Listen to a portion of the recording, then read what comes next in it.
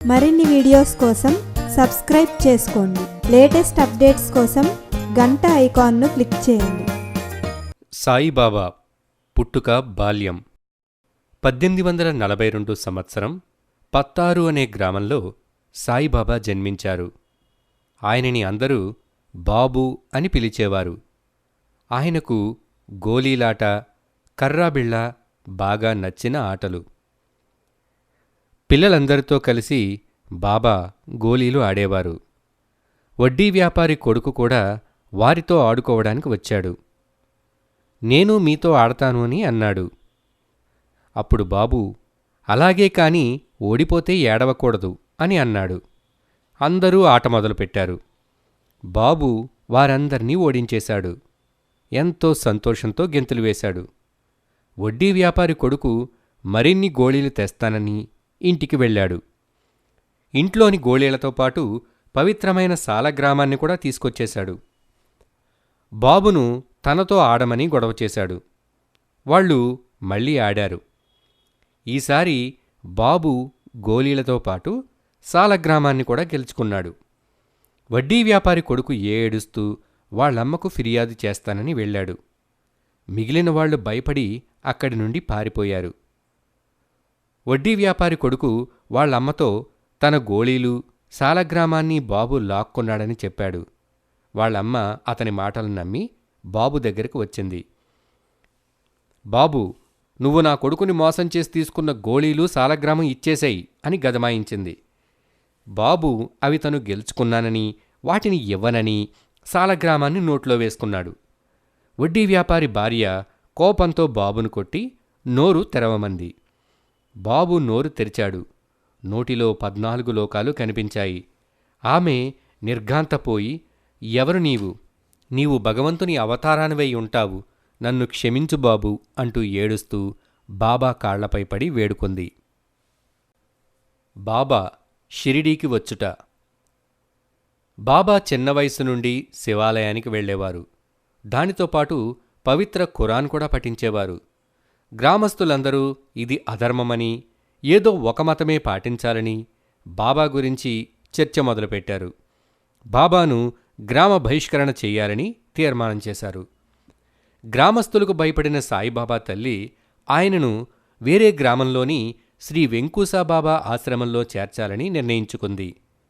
బాబాకు విద్యాబుద్ధులు నేర్పమని శ్రీ వెంకూసాబాబాను కోరింది. బాబాను చూడగానే, ఇతను కారణజన్ముడు, ఇతను పుట్టుకతోనే జ్ఞాని, భవిష్యత్తులో ఇతను ప్రజలకు మార్గదర్శకుడవుతాడు అని చెప్పారు. బాబా అక్కడ అన్ని మతాల గురించి తెలుసుకున్నారు. స్వామీజీ తదనంతరం బాబా తన పవిత్ర యాత్రను కొనసాగించారు. అనేక ప్రదేశాలను దర్శించిన బాబా చివరిగా షిరిడీ గ్రామానికి చేరుకున్నారు. ఆయన ఒక వేప వృక్షం కింద కూర్చొని ధ్యానం చేయసాగారు. పేద ఫకీరులా ఉన్న బాబాను ఆ గ్రామవాసులు వింతగా చూడసాగారు. ఇతనెవరై ఉంటాడు, ఎక్కడి నుంచి వచ్చాడు అని అక్కడి ప్రజలు ఆరా తీయసాగారు. ఇంతలో అక్కడి వ్యక్తులపై ఖండోబా దేవుడు పూనాడు. వారు ఇక్కడ ఏదో దివ్యశక్తి ఉందని చెప్పారు.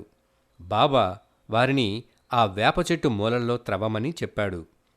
వారు అక్కడ తవ్వేసరికి ఒక రాతి పలక కింద 4 దీపాలు, చెక్కబల్ల, కమండలం కనిపించాయి. సాయిబాబా అది తన గురువు ధ్యానం చేసుకున్న చోటని చెప్పాడు. తిరిగి ఆ సొరంగాన్ని మట్టిలో మూసేశారు. ఈ సంఘటన తరువాత చుట్టుపక్కల ప్రజలు బాబాకు నమస్కరించడం ప్రారంభించారు. ఆ తరువాత బాబా షిరిడీ నుంచి అదృశ్యమయ్యారు. బాబాకు సాయి అనే పేరు వచ్చుట. 1858వ సంవత్సరం ఔరంగాబాద్లోని దూప్ గ్రామంలో నివసిస్తున్న చాంద్బాయి పాటిల్కు గుర్రాలంటే అభిమానం ఎక్కువ. గుర్రాలను తన పిల్లల్లాగా భావించేవాడు.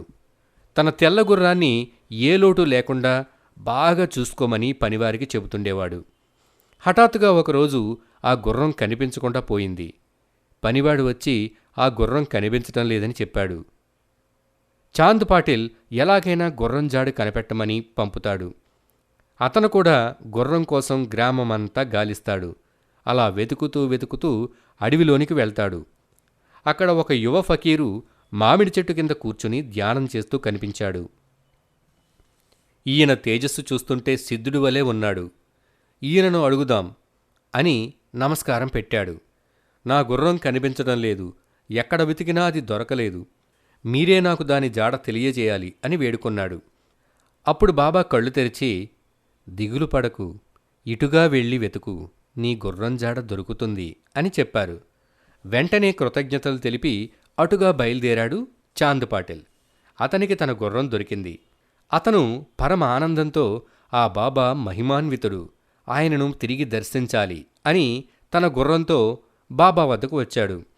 బాబాకు నమస్కరించి, స్వామి, మీ అనుగ్రహం వల్ల నా గుర్రం నాకు మళ్లీ దొరికింది, మీ రుణాన్ని నేనెలా తీర్చుకోగలను అని అడిగాడు.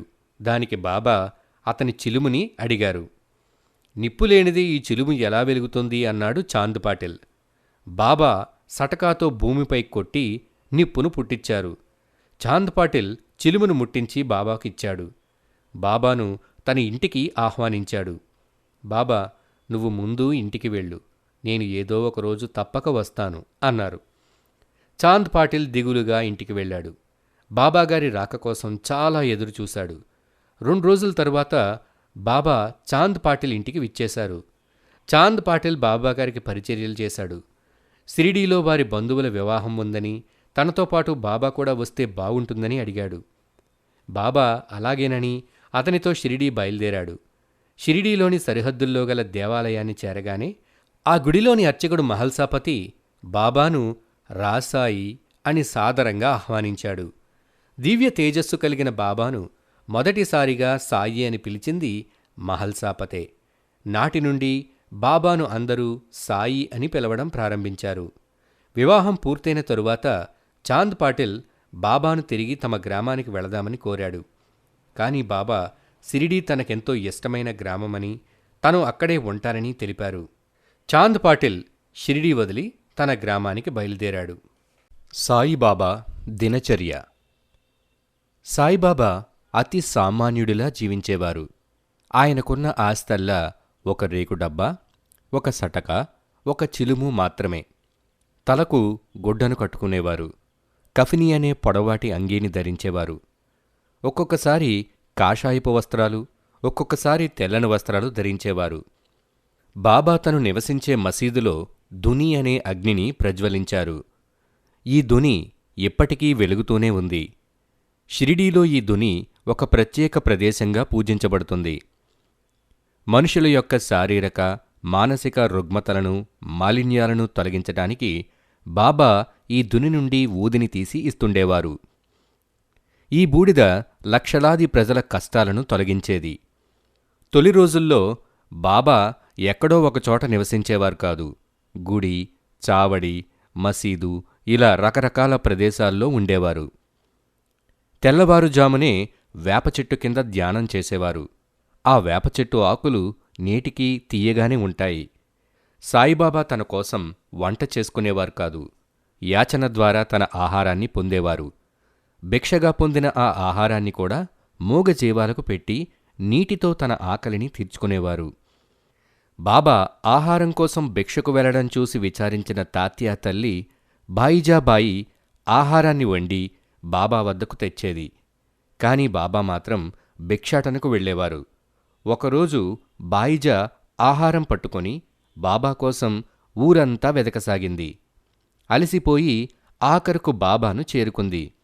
బాబా తన కోసం ఎండలో వెతకొద్దని, తన ఆహారాన్ని మసీదు వద్దకే తెమ్మని, తను అక్కడికే వస్తానని చెప్పారు. బాబా నివసిస్తున్న మసీదుకు ద్వారకామాయి అని పేరు పెట్టారు. దాని చుట్టూ అందమైన తోటను పెంచారు. ప్రజలు ఆయనకు ధనం, వస్తువులు కానుకలుగా ఇస్తుండేవారు. కాని బాబా వాటిని తన కోసం ఉపయోగించేవారు కాదు. ఈ కానుకలతో నాకు ఎలాంటి పనీ లేదు, ఇవి పేద ప్రజలకు పంచండి, దేవాలయాలు పునరుద్ధరించండి, సంబరాలు జరుపుకోండి, అందరూ ఐకమత్యంగా ఉండండి అని చెప్పేవారు. శ్రీరామనవమితో పాటు మొహరాన్ని కూడా బాబా వైభవంగా జరిపేవారు. అన్ని మతాలకు చెందినవారు భక్తితో అందులో పాల్గొనేవారు. బాబాకు భగవద్గీతలోనూ ఖురాన్లోనూ సంపూర్ణ పరిజ్ఞానం ఉంది. దేవాలయాల్లో లాగా దీపం వెలిగించటం, గంట కొట్టడం మొదలైనవి చేసేవారు. ఆయనను భగవంతుని అవతారంగా భావించటం వలన ఏ మతం వారు కూడా ఆయనకు అడ్డు చెప్పేవారు కాదు. బాబా మాటను అందరూ అంగీకరించేవారు. సాయిబాబా అన్ని మతాలకు చెందినవారు. అన్ని మతాలు ఆయనకు చెందినవే.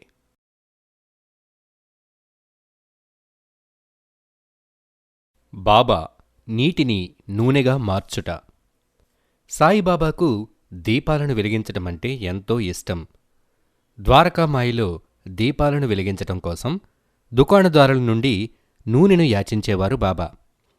బాబాకు భక్తులు ఉన్నట్లే శత్రువులు, బాబాని ద్వేషించేవారు కూడా ఉండేవారు.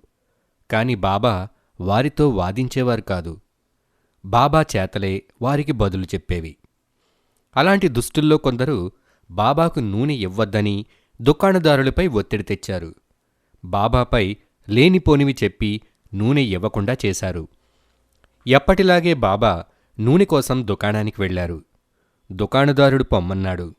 కాని బాబా భగవంతుడు నిన్ను చల్లగా చూడుగాక అని దీవించి వెళ్ళిపోయారు. బాబా మసీదుకు వచ్చారు. దుకాణదారులు బాబాకు తెలియకుండా ఆయన వెనకే వెళ్లారు. బాబా తన రేకు డబ్బాలో కొంత నీటిని తీసుకున్నారు. అందులో కొంత నీటిని త్రాగారు. మిగిలిన నీటిని ప్రమిదల్లో వేశారు. అందరూ ఆసక్తిగా గమనిస్తున్నారు. బాబా ఒత్తివేసి అన్ని ప్రమిదలను వెలిగించారు. అవి కూడా నూనె దీపాల్లాగా వెలిగాయి. ఈ అద్భుతాన్ని చూసిన దుకాణదారులు వాళ్లని క్షమించమని బాబా కాళ్లమీద పడ్డారు. బాబా వారిని పైకి లేవదీసి ప్రేమగా ఇలా అన్నారు, పరవాలేదు, ఈ దీపాలు మీలోని అజ్ఞానాంధకారాన్ని తొలగించినందుకు నాకు సంతోషంగా ఉంది అని అన్నారు. బాబా షిరిడీని రక్షించడం. ఒకరోజు బాబా ద్వారకామాయిలో కూర్చుని ఉన్నప్పుడు హఠాత్తుగా గోధుమలను తిరగలిలో పోసి విసరనారంభించారు. అందరూ ఆశ్చర్యచకితులయ్యారు. ఇంతలో ఒకతను, ఏం చేస్తున్నారు బాబా అన్నాడు. బాబా మాత్రం మౌనంగా తన పని తాను చేసుకుపోతున్నారు. ఆ నోట ఈ నోట ఈ వార్త గ్రామమంతా వ్యాపించింది. అందరూ ద్వారకామాయి వద్దకు వచ్చారు. బాబా, ఏంటిది, మీరేం చేస్తున్నారు అని ఒకామె అడిగింది. గోధుమలను పిండిగా విసురుతున్నాను అన్నారు. బాబా, అది మా పని, మేము చేసి పెడతాం కదా అని బాబాను అక్కడి నుండి లేపి వారు ఆ గోధుమలను పిండిగా విసిరారు. బాబా వంట చేసుకోరు కదా, మరి ఈ పిండి దేనికై ఉంటుంది అని వారు గుసగుసలాడారు. బాబా వారిని ఆ పిండిని గ్రామ పొలిమేరల్లో చల్లి రమ్మన్నారు. దానికి వారు, నిక్షేపంలాంటి పిండిని నేలపాలు చేయడం దేనికి అని బాబాను అడిగారు. బాబా కాస్త కోపంగా, చెప్పిన పని చెయ్యండి, ఇది నా ఆజ్ఞ అని అన్నారు. బాబా చెప్పినట్లుగానే గ్రామ పొలిమేరల్లో గోధుమ పిండిని చల్లారు. కాని దీని మర్మమేంటో ఎవ్వరికీ అర్థం కాలేదు. కొన్ని రోజుల తరువాత పొరుగు గ్రామంలో కలరా వ్యాధి వ్యాపించింది. అనేక మంది చనిపోయారు. కానీ షిరిడీలో మాత్రం కలరా ప్రవేశించలేదు. షిరిడీ నుంచి పొరుగు గ్రామానికి వెళ్లిన వారికి అక్కడ పరిస్థితి చూసినప్పుడు అర్థమైంది బాబా గోధుమ పిండిని ఎందుకు చల్లమన్నారో. కలరా నుండి షిరిడీని కాపాడడానికి బాబా అలా చేశారు. ఈ విధంగా బాబా షిరిడీని కలరా నుండి రక్షించారు.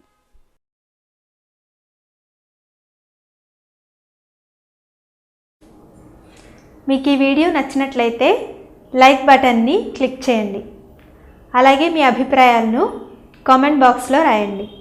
ఇంకా ఈ ఛానల్ని ఇంకా సబ్స్క్రైబ్ చేయని వాళ్ళు సబ్స్క్రైబ్ బటన్ని క్లిక్ చేసి సబ్స్క్రైబ్ చేసుకోండి.